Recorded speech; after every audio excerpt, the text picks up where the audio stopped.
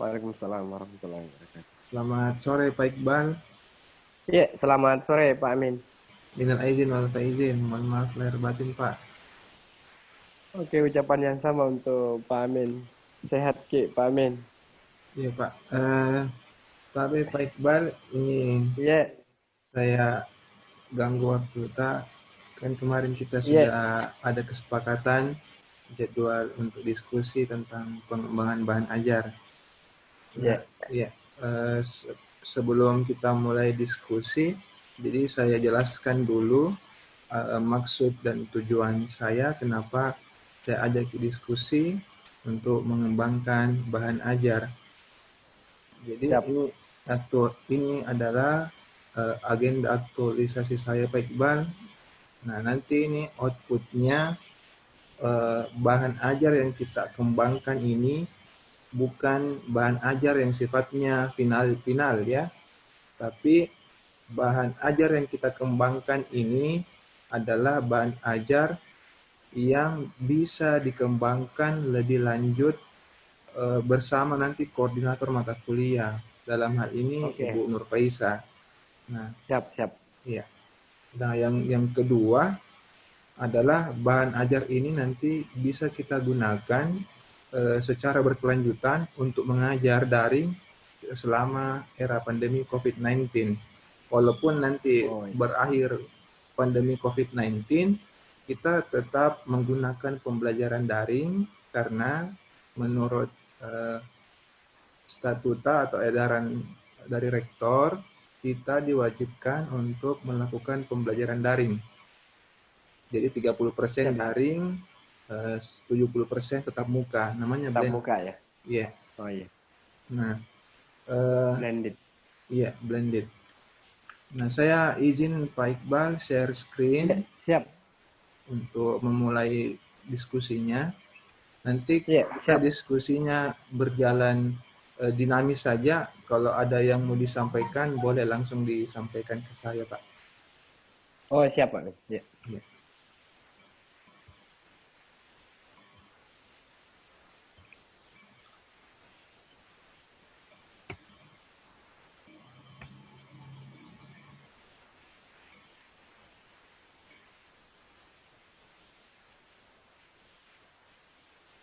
Tapi Pak Iqbal sudah ada tampil di layar tak PowerPoint-ku? Iya, siap, Iya. siap. Ada.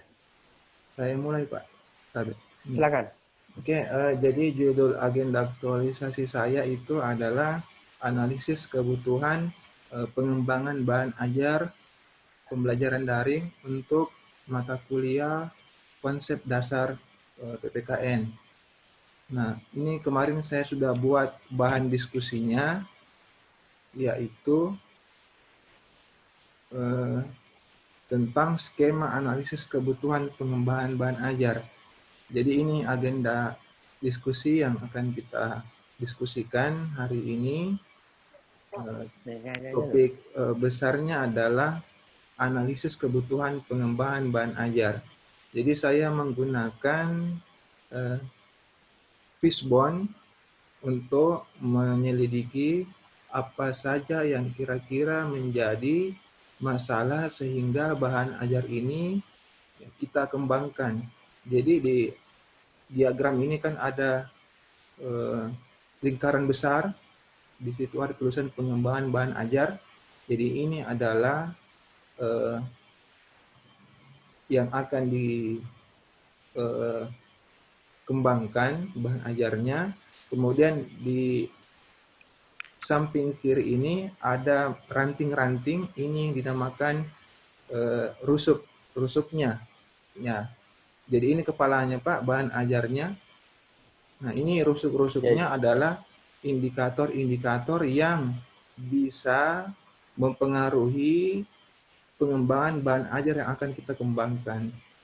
Nah, kalau saya lihat kemarin berdasarkan analisis juga, melihat bahan ajar yang sudah ada, ternyata ada beberapa indikator yang mempengaruhi dalam hal mengembangkan bahan ajar.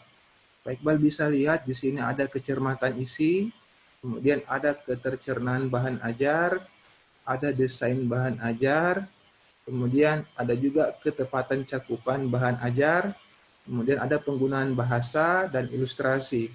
Nah, ini ada 6 indikator Pak Iqbal yang bisa mempengaruhi pengembangan bahan ajar. Nah, saya mulai dulu yang kecermatan isi. Di kecermatan isi ini maksudnya adalah bahan ajar itu haruslah memuat kebenaran yang bisa dipertanggungjawabkan secara ilmiah. Nah, jadi unsur-unsur dari kecermatan isi ini, Pak Iqbal, ada 3 yang saya highlight. Yang pertama, konsep teori. Kalau di mata kuliah konsep dasar itu, konsep dan teorinya sudah ada. Nah, namun untuk hasil penelitiannya yang empiris dan yang sifatnya kontekstual, ini belum ada Pak Iqbal. Makanya saya beri tanda silang. Ini kekurangannya di bahan ajar untuk mata kuliah konsep dasar. Jadi kalau secara teori dan konsepnya sudah ada, mungkin nanti bisa dilengkapi dengan hasil penelitian empiris dan contoh-contoh yang sifatnya kontekstual. Jadi bisa dipahami lebih mudah oleh mahasiswa nanti kalau belajar mata kuliah konsep dasar. Nah, itu yang pertama, kecermatan isi. Nah, yang kedua, ini Pak Iqbal ada ketepatan cakupan. Kalau ketepatan cakupan ini Pak Iqbal, dia menyangkut masalah keluasan materi. Ini ada keluasan materi yang saya bikinkan kotak merah. Dan yang kedua adalah tingkat kedalaman materi. Nah, ini saya pikir perlu dielaborasi lebih lanjut karena jangan sampai materi yang akan dikembangkan nanti terlalu luas cakupannya ataukah terlalu sempit. Dan yang kedua, tingkat kedalaman materinya juga ini perlu kita ukur apakah masih perlu dipertajam ataukah sudah cukup. Dan saya pikir yang menjadi tolak ukur untuk menentukan keluasan materi dan tingkat kedalaman materi adalah tentunya di CPMK, Capaian Pembelajaran Mata Kuliah yang tertera di RPS, Pak. Iya. Oh iya, siap. Kemudian yang berikutnya ada ketercernaan bahan ajar. Kalau ketercernaan bahan ajar ini berkaitan erat dengan kemudahan bahan ajar itu bisa dipahami dan dimengerti oleh mahasiswa sebagai pengguna. Nah, ini ada beberapa indikatornya, Pak Iqbal, ketercernaan bahan ajar. Jadi, yang pertama itu adalah pemaparan logis dari mudah ke sulit. Ini sudah kita terapkan di bahan ajar. Nah, yang belum itu adalah infografis dan poster. Nanti Pak Iqbal mungkin bisa memberikan masukan terkait ini, ketercernaan bahan ajar. Kemudian kalau penyajian materi sistematis itu sudah dilakukan, namun tentu kita akan lakukan pengembangan secara berkelanjutan. Nah, yang berikutnya ini Pak Iqbal saya kasih tanda silang yang rangkuman materi. Ini saya lihat di beberapa bahan ajar seperti PPT itu belum ada yang mencantumkan apa rangkuman materi dari PPT yang telah dibuat. Nah, jadi sudah ada 3 Pak Iqbal yang saya sudah ini analisis, yaitu kecermatan isi, ketepatan cakupan, ketercernaan bahan ajar. Nah, yang berikutnya penggunaan bahasa.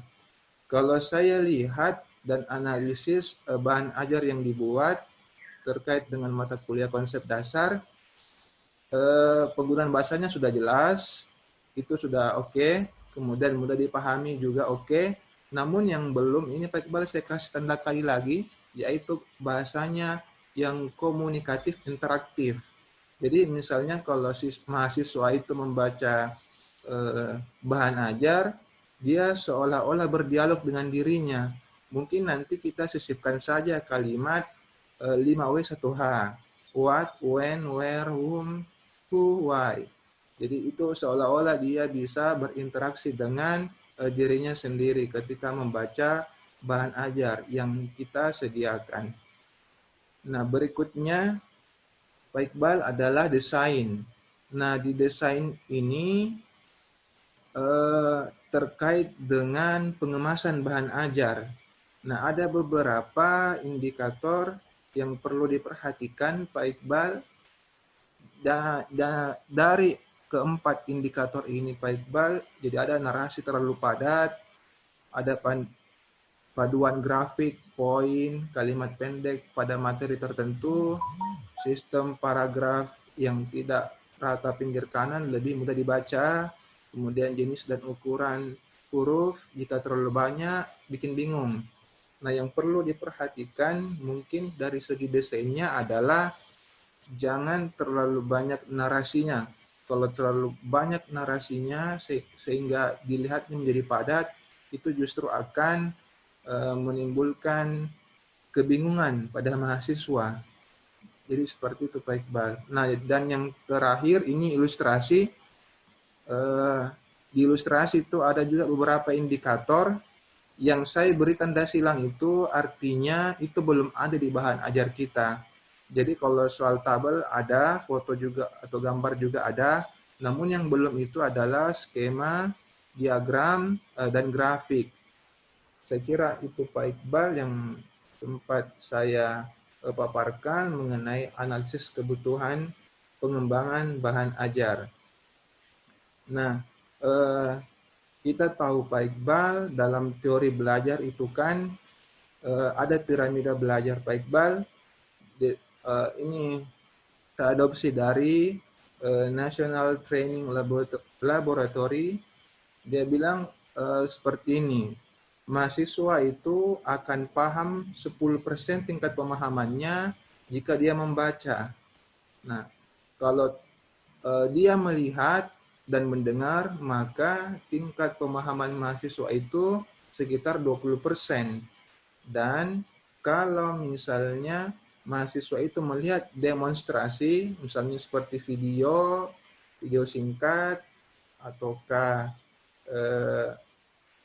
film-film yang ada di YouTube yang sifatnya edukasi, dia bisa paham tingkat kepemahamannya sampai 30%.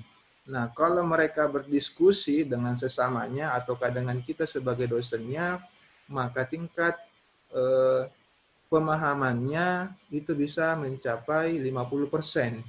Dan kemudian berikutnya, jika mahasiswa itu mempraktikkan dan rajin latihan, maka bisa diprediksikan bahwa mahasiswa itu pahamnya, tingkat pemahamannya 75%.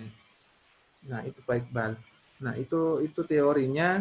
Makanya kita di sini di-challenge, ditantang untuk bagaimana bisa mengembangkan bahan ajar sehingga mahasiswa itu bisa lebih mudah mengerti, lebih jelas, kemudian mahasiswa itu merasa tertarik dan tidak bosan ketika belajar mata kuliah konsep dasar PKN.